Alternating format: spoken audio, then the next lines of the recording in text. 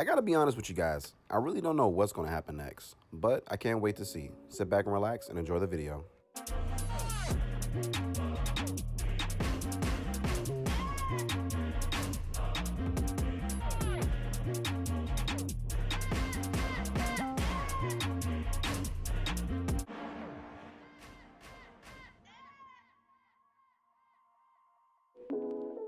Hey guys, welcome back to the channel. This is your boy Anime Mega Reviews, and today I'm coming back at you guys with another Black Clover prediction video for chapter 272.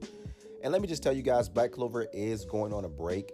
I believe it's on like a 2-week break, so we possibly won't see it until the week after next. So yeah, I know some of you guys may be sad, especially a lot of the Black Clover fans, but at the same time, Yuki Tabata, he has been dropping like a lot of heat lately. And our guy, he needs some rest. He does. He really does. Also, I believe that he was sick a few weeks ago as well.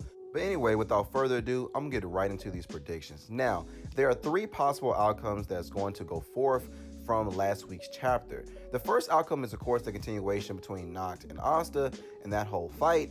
And at the same time, I just have to be honest, am I tired of seeing this whole Asta arc? Not exactly, not yet. And I know that Asta, he is the main character. This is the typical shonen arc where the main character has to go through this long training session in order for them to get this power to defeat the enemy. We've seen this before in Dragon Ball Z. We've seen this before in Naruto, Bleach, you name it. Even in My Hero Academia, there has to be a training arc for the main character specifically.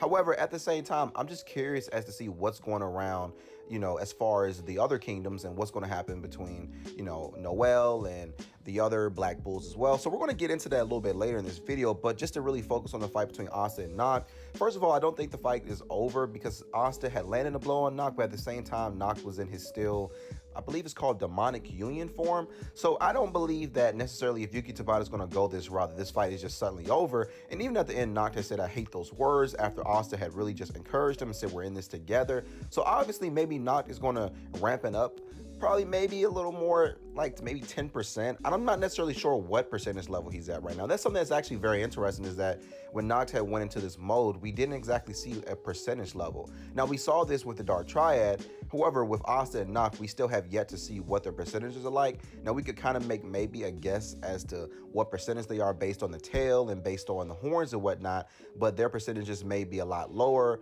and just different depending on what type of demons that Nacht actually has at the moment. And one major clue that we just kind of can see as an audience as to why this fight is not over just yet is because the finishing blow that Asta did land on Nacht didn't knock him out of his demonic form as it did with Dante. So this could be for several reasons, but I think the main reason is that, our boy Asta, he's not out here trying to kill Nacht or trying to depower him like how he did with Dante. Although I do think that if Asta did land that type of blow on Nacht, then that would be just game over for Nacht, because Asta's blow is pretty powerful. It was able to take out Dante, who was at 80% devil power. I can't imagine what it would do to Nacht. And let's just give Asta some kudos here. He's doing a whole lot better in this fight with Nacht than he did the first time, because Nacht had pretty much handled Asta like he was a little boy. And it's finally good to see that Asta, he does have some backbone. I was trying to just figure out, it was like, okay, is Nacht just this powerful, or is Asta just so emotionally just wrecked right now that he just can't focus? And I'm glad that it is the latter, because I would kind of have some problems with Nacht just handling Asta like he's nothing. But it's good to see that there's some sort of like power balance between Asta and Nacht.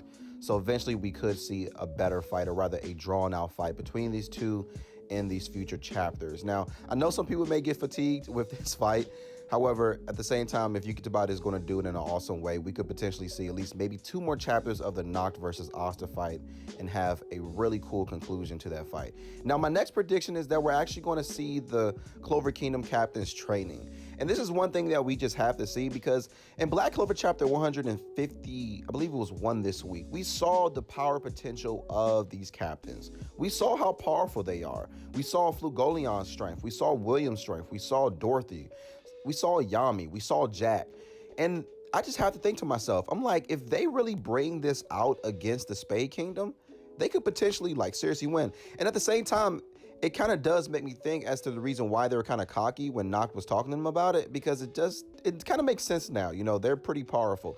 And also, if I could make like a 4th prediction of what may happen, we may actually see the Black Bulls training. And this is something that I think that we definitely have to see, because the Black Bulls are, of course, the most powerful squad in the Clover Kingdom. They have the most potential out of anybody. This squad is like full of arcane mages, with the exception of possibly Luck and our boy Magna.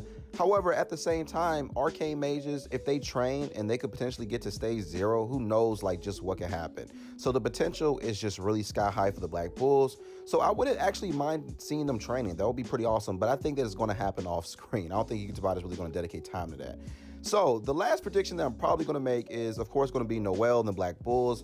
I said it previously a few minutes ago that we're going to get into it, and that's definitely what we're going to do. What is ultimate magic? This has yet to be explained. Yuki Tabata, please explain this to us, because I just have to know.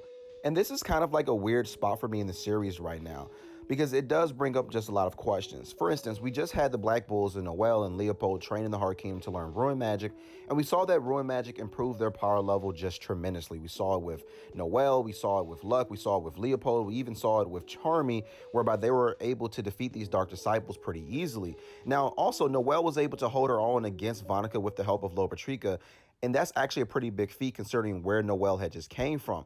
What else do they really have to learn? And that's the one thing that Patri had actually said to them, because it does kind of just make sense. I mean, they learned some seriously powerful techniques. We didn't even see what Noelle really had in her bag.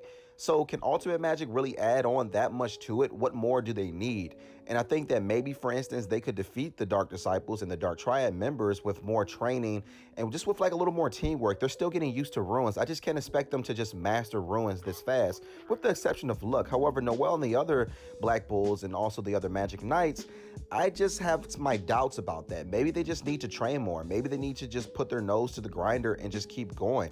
However, what the elves are going to do, maybe, I don't know, improve their power level. Who knows? So it just brings up a lot of questions. It really does, because it's just, I don't know where Yuki Tabata is really going with this. So this is kind of like the only criticism that I have with the series at the moment, because it's kind of like these Black Bulls and Noelle, they're just in this weird spot. Now, Noelle's ceiling for her power cap is sky high because her mother was as strong as the Wizard King. And for anyone that disagrees with me about that, just check the facts. She was on par with Julius, if not stronger. Now, my other prediction that I'm going to get into, the last one, is of course going back to the Dark Triad.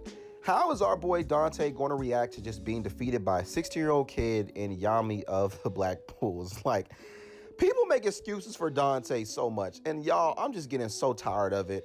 It really is. Dante was the first one to be defeated, and not necessarily easily, but at the same time, if we just compare him to the other Dark Triad members, yeah, Xenon and Vonica, they came away with the W. Our boy Dante had a straight L, and everybody's going to say, well, he had the worst luck out of any of them.